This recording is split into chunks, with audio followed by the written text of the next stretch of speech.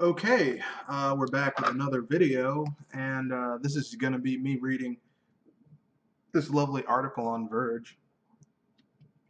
A chat with the directors of The Legend of Zelda Breath of the Wild from Andrew Webster. Now, a lot of people have posted this uh, interview on many sites. You can just Google it, but this one's a little bit special because it's on Verge, which is relatively credible when it comes to tech. So here we go. The Legend of Zelda Breath of the Wild is an important game. For one, it's the key launch title for Nintendo's ambitious new platform, the Switch, making it a title largely saddled with the burden of selling customers on another piece of Nintendo hardware. But Breath of the Wild is also the biggest thing to happen to the Zelda series in years, a bold reinvention that mashes the franchise's iconic structure with a vast open world to explore. Last week at the GDC in San Francisco, Breath of the Wild director Hidemaru Fujibayashi, art director Satoru Takezawa, and technical director Takuhiro Dota gave a presentation revealing some insights into how the game was made. Among other things, the trio showed off an 8-bit prototype that was created to pitch the idea and some early and wild concept art for the series Hero Link. On stage, Fujibayashi explained that his goal was the game's more open nature was to allow players to truly experience freedom and expansive playfield while offering them a new sense of adventure. Dota added, I really want players to relish those moments where you do something and think, oh my god, I'm a genius. A day after their talk, I sat down with Fujibayashi, Dota, and Takizawa to talk all things Zelda and Breath of the Wild. Read on to find out why dying in the game is a good thing, how moving to the Switch impacted the game, and what Kyoto and Hyrule have in common. This interview has been edited and condensed for clarity. So, here we go. Um, all of you have worked on the series in some capacity for some time. What was it about now that made you want to go in this new direction? Was there something that spurred the decision? Hidemaru Fujibayashi says, it's not really about timing or the fact that it's now. After working on Skyward Sword, we took in a lot of feedback from the fans, as well as what producer Eiji Aonuma had been thinking, along with myself. And then we came up with this concept of really breaking conventions, and we were looking to create the next iteration of Zelda. It all lined up to create this new direction.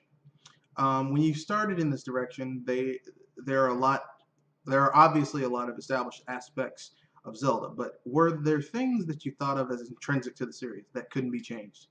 Fujibayashi, one thing that I knew we didn't want to change was the aspect of discovering exploration and the joy you get from discovering something new. There's also the idea of puzzle solving. You think about it, you try some ideas, and when you're finally able to solve a puzzle, that joy and sense of accomplishment and something that I think speaks really truly to the Zelda franchise. And I wanted to make sure that that was still intact in the game. When you're really close to something, having worked on the franchise for many years, is it difficult to recognize when you need to change in the way that you did for Breath of the Wild? Fujibayashi, once again. In terms of change, actually creating something new is definitely a challenge and a difficult task. But the idea of change was not something that was difficult. When you're changing something, you're able to put a lot more exciting things, a lot more fun things into the game. So as a creator, it's something that I enjoy very much. One of the things that struck me the most while playing the game is the lack of direction. The idea that it doesn't usually tell you what to do. Was that a difficult concept to pitch to your producers? Fujibayashi, once again. When you talk about Zelda, there are people like series creator Shigeru Miyamoto and Mr. Aonuma, who have a lot of ideas and have a lot of involvement with the series. And they've been part of the development all along. We've been making Zelda games together. So in that sense, when it came to changing Zelda, what we wanted to change in our perspective aligned. And so when we tried to explain to them what we wanted to make this, that we wanted to make this kind of Zelda, one that doesn't have a set path, I think we all had the same vision of what that would look like when it came to fruition. Was there ever any concern internally about this direction, internally that this direction would make the game too difficult? One of Nintendo's big goals as a company is to reach a broad audience and introduce new people to games. Was there ever concern that this direction would conflict with that? No, actually, not particularly. I really think that comes from two things. One is the experience that we've gained from working on Zelda these past few years. And then also we did a lot of monitor testing and play testing. And the data we got from those monitor tests confirmed that this was the way we wanted to go. There's one interesting piece of information. There's a development tool that we used that takes all the data from this monitor test and it centralizes it in one location so that you can see that data in real time. It shows how many hearts people have or where people have died and what path they're taking. And it's kind of on this singular timeline so that you can see in real time where people are struggling, where people are not really dying a lot, what path they're taking. So we took all that into consideration as we tried to balance the game out. Were there any particular points that you found people were having a hard time with or getting stuck on? Yes, there were definitely places. One of which was that a lot of the people were falling off the towers, and a lot of people were dying when falling off the towers. So we tried to balance and change the base of the tower so that it makes it a little more easy to play. But when we saw that, we also didn't see it as something negative. There's actually kind of there's actually kind of a fun to be had from falling into. I'm sorry, but that's funny. You learn to be careful and to be cautious, and we felt that it gave a lot of players the emotional preparedness to take on the rest of the world. So we ultimately decided that we should let them die. Satoru Takizawa says, they fall, they learn. Actually, the way Link looks when he dies in this game is hilarious because he just flops around. It's basically those floppy hangdoll physics, ragdoll physics all over again, but now in a Zelda game. One thing that I experienced in Breath of the Wild that I haven't in more recent Zelda games is that I will get lost. Is that a feeling you want players to have? Yes, I think it's a positive thing, Fujibayashi says. How do you know when you've struck the right balance between giving players freedom and still guiding them so that it's not frustrating? Fujibayashi replies with, that part is based on some of the feedback from the testing, as well as the gut feeling of the leads on the team, including myself. I try to sound cool, but what this means is that I had an idea of maybe it should be this way, and people say, no, it should be this way. And basically people correct the way, and that's how we form how it should be. Was there a specific moment when you realized this direction worked and that it was the right thing to do? Fujibayashi replies with, when I definitely got that feeling was when we put out a playable demo at E3 last year. We watched people play at E3. We realized that they were playing in the way that we envisioned. And when we saw that and people were reacting positively, that's when I said, all right, this is the right direction.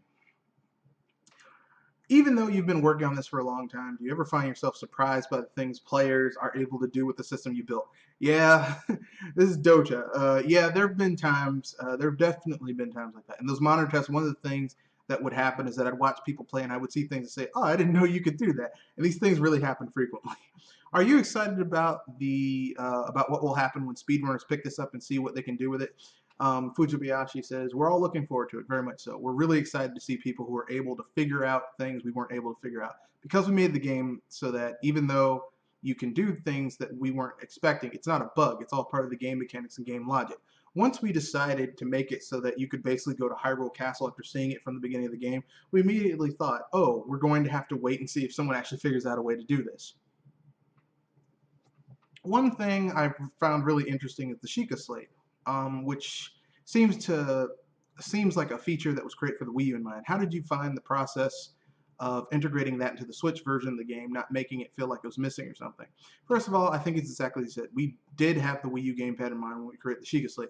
When we had to create it for the Nintendo Switch and also make sure that players had the same experience on both platforms, we had to do things like remove the touch controls and adjust the button assignment a little bit.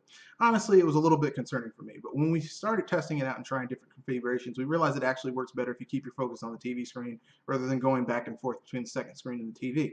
As we started to flesh this out, it really turned out this was the best way to enjoy the game. What was your first reaction when you found out you had to put the game on Switch as well as Wii U? Being part of the team at Nintendo, we knew of the existence of the Switch, that the hardware was in development, and we thought it might come our way. It wasn't actually the shock that people might imagine. Of all the changes and additions you made with Breath of the Wild, if you had to pick one that had the biggest influence, what would it be? In terms of impact, the one thing would probably be the wall climbing. When we thought about making an open world game and a game that really focused on freedom, we had to overcome the challenge of walls. Because those walls are usually places where you can't go, you can't pass. We had to change that into a place where you could engage with the game. That was what we needed to think about. On top of that, there are a lot of other challenges that we needed to overcome. When you have this big field, you have to fill it with lots of gameplay and fun. There are all of these challenges. And when we started to think of the challenge of overcoming walls along with the rest of the challenges we were facing, we were able to come up with this unifying answer to that problem. What that answer was when you're actually climbing a mountain or a wall or whatever, when you're at the base of the mountain, you look up, you want to know what's at the top. When you think that, you have to think of how you're going to get up there. You have to think of certain paths so that you can make it up without becoming too tired. And there's also the idea of using food or medicine to make it up there. So when you think about that, then you have to think about creating a method to create that food or medicine. So you go hunting and gathering. Then you fill the field with lots of ingredients and lots of animals. So it started to create this overall game cycle where you prepare yourself for the climb. Then you climb and you come to this reward. And ended up solving a lot of the challenges that we were confronted with and created this idea of a game cycle. When you first started out, do you think you understood just how big the game had to be in order to accommodate this new style of play? Fujibayashi says, yes, sort of. That's actually the first thing we really considered. When I first started looking at this game, I had Link in an empty field, and I would just walk around and try to map out and get a feel for the distance and where landmarks should be. That helped me with this. What helped me with this was that my hometown, Kyoto.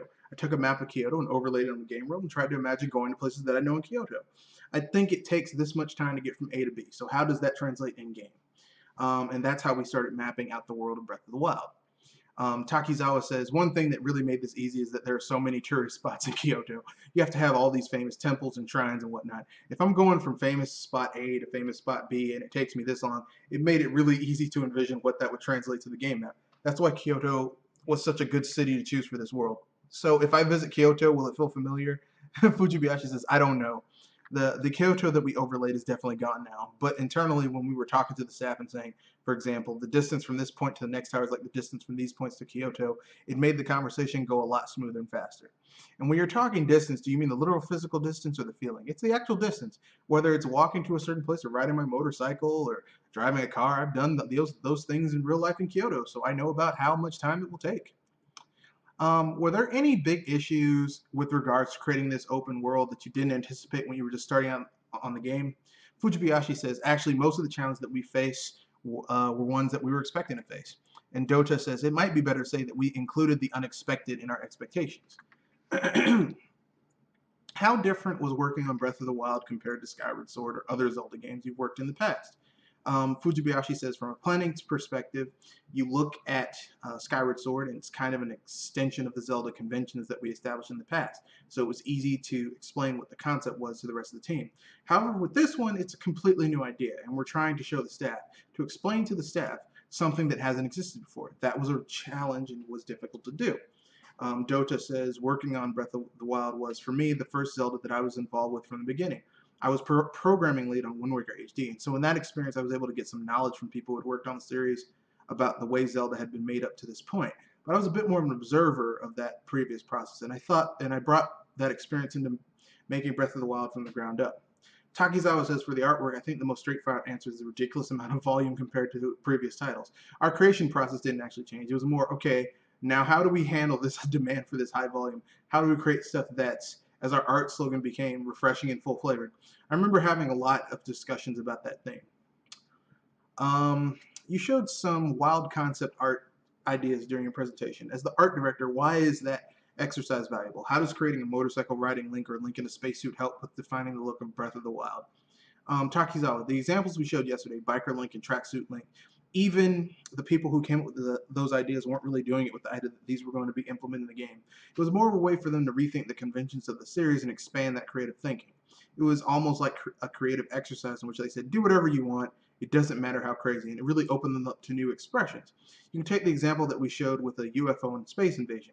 If you take that idea and sort of layer it over Breath of the Wild, you can perhaps envision the ancient civilization of Breath of the Wild having some sort of giant ship that Ganon is controlling, and from that shooting out guardians and populating the game world. It's a technique for us to come up with new ideas.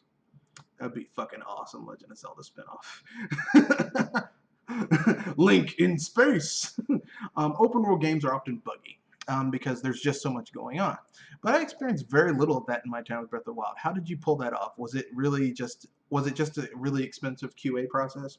Dota, there's 2 points I'd like to underscore. Once we realized we wanted to go about filling the world or linking the world with a set of rules, as opposed to filling the world with a number of handmade objects, I think one of the positive effects we got was that the world was kind of stabilized by those rules, and that cut down on a number of bugs. There was another point that we developed during our QA process. We came up with a number of scripts that would basically allow the game to be played automatically and allow Link to run through various parts of the game automatically. And as that was happening on the QA side, if a bug did appear, I'd suddenly get a flood of emails about it. That was one tool that we found to be really handy. What was the design process for the shrines? There are so many of them, and they can be very different. It seems like it would be a big idea suck. Did you just have a lot of people pitching ideas and designing puzzles? Fujibayashi. Actually, it didn't take as many resources as you think it would. One reason is that we have puzzles that are based on physics and chemistry. Initially, we knew that we would have to make more than 100 shrines to make it work. But instead of trying to create a specific puzzle for each of these 100 shrines, we used the physics and chemistry engines, the rules that were already in the game, and then mass produced those puzzles. Did you find it more challenging, or was it easier to design puzzles with multiple solutions as opposed to the more straightforward Zelda puzzles? Fujibayashi. Once you get the hang of it and you figure out how to actually build these puzzles, then it becomes easier. Do you think the process of making this game has made you more open to trying new ideas and going in new directions? Fujibayashi says, this time around, the world we built just has a lot of potential and a lot of engagement and fun to be had. So after we fully develop the game, there's still new ideas. And so that doesn't mean that maybe at this point we want to come up with something completely different. We want to explore more of the potential that this gameplay has. How has the idea of expanding Breath of the Wild with DLC changed the way you view the game? Do you see it as something you can expand upon? You expand on exploring new ideas that even after it's out yet? Yes, but in the sense that we with these yes, but in the sense that we want to be able to provide more and expansive ways to play and engage with this current game. It's easy to keep adding new stuff, but we have a lot of ideas on how we can expand the experience of making this game. What are the chances I'll be able to buy the Minish Cap as DLC? Your chances are slim at this point. So, that was a little over 15 minutes of me reading this. My thoughts after the cut. It'll be short. Don't worry about it.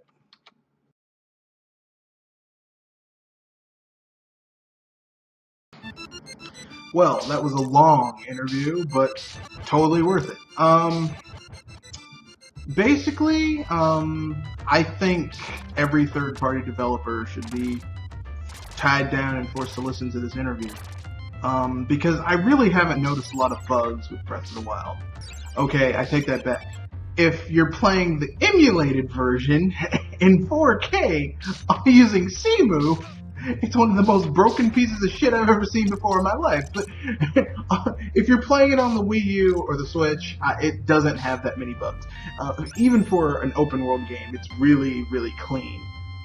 Which tells me there's some clean coding. Now, here's what you need to realize. This game, these people work at Tokyo EAD.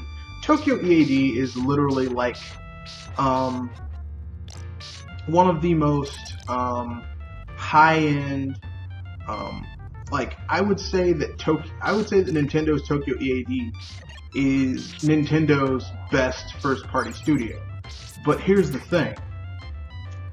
Nintendo in general has the best first-party developers in the industry. So the fact that they have the best Tokyo EAD, the people who make Zelda, Mario, their mainline games, their Mario Karts, these are like the best of the best. So if you're already the best of the best, and then your best of the best team is working on this game, it damn sure better not have bugs and glitches and be a broken piece of shit. But yeah, I mean, this is what happens when you have good coding. And you have good logic, good logical rules to your coding. Because believe it or not, video games, the language of video games, just like science, is mathematics. Mathematics are about logic and shit making sense. Now, if you can't do that, well, your game's gonna suck. And how many games have come out that are just broken pieces of shit? Well, quite a bit. So, with that being said, enjoy the rest of Super Castlevania for Japan, aka Akumoju Dracula. So, this is a fun game. This is me emulating it because, like I said, have the original, don't have an SD card, not buying an SD capture card because I have an Elgato. That was like $99. I'm not buying another one, so fuck it. Here you go. It's a fun game. Look forward to more fun.